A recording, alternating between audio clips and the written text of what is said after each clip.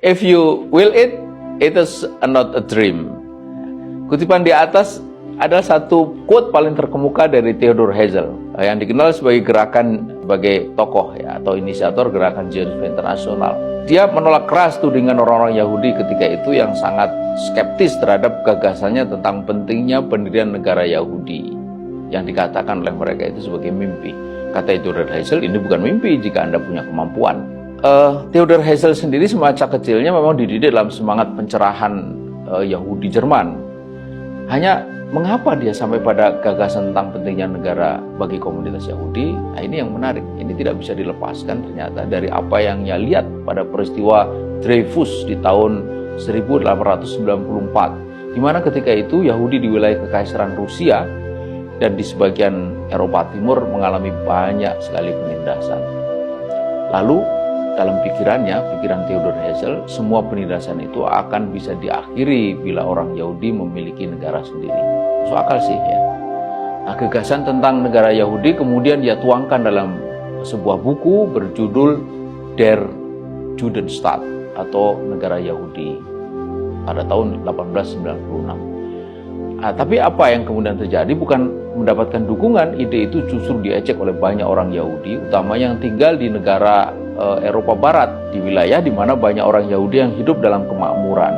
Theodor sendiri sebenarnya tidak sempat menyaksikan berdirinya negara yang diimpikannya itu, karena dia sudah keburu meninggal pada tahun 1904, kurang lebih sekitar 7 tahun sejak ia melontarkan gagasan tentang pentingnya negara Yahudi. Jadi praktis dia tidak terlalu banyak bekerja atau berbuat untuk cita-citanya itu.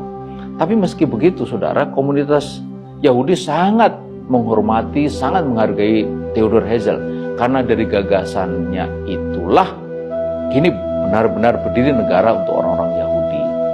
Sebuah cita-cita yang di awal dulu banyak dianggap sebagai mimpi. Nah, kemudian dalam deklarasi kemerdekaan Israel tahun 1948, Herzl lah satu-satunya tokoh yang namanya disebut secara khusus dan kemudian diberi julukan sebagai the father of the Jewish state, bapak negara Yahudi.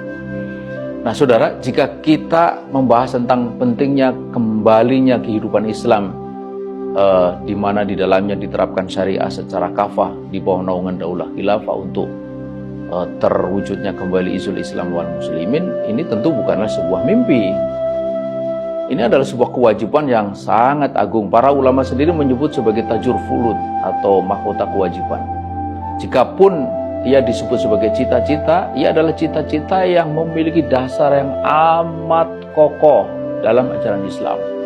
Dia bukan sekedar keinginan orang per orang yang timbul dari keprihatinan atas suatu fakta kehidupan. Lagi pula, ia juga pernah terwujud kan di masa lalu dalam bentangan waktu yang sangat panjang. Para sejarawan menyebut lebih dari 700 tahun itu sebagai the golden age atau abad keemasan Islam.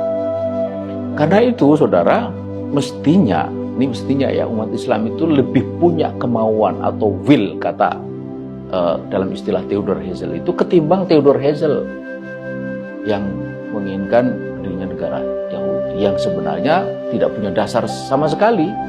Tidak ada di dalam Taurat, tidak juga di dalam sejarah. Tidak ada satupun ayat dalam Taurat itu yang katakanlah bisa dijadikan sebagai rujukan tentang apa yang dikatakan sebagai negara Israel Raya yang diklaim oleh para pengikut Zionis itu, seolah Tuhan sudah menandatangani peta wilayah yang membentang dari sungai Eufrat sampai sungai Tigris sebagai rumah mereka.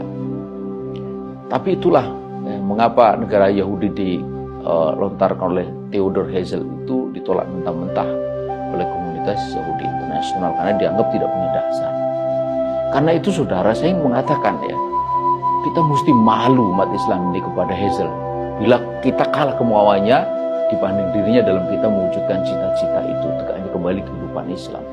Bagaimana bisa umat Islam yang disebut oleh Allah itu sebagai khairul ummah kalah mental dibanding dengan orang yang tidak beriman kepada Allah, tidak beriman kepada Nabi Muhammad, tidak beriman kepada Al-Quran, tidak beriman kepada hari akhir, tidak pula beriman juga kepada syariatnya, bahkan banyak di antara mereka sangat membenci ajaran Islam.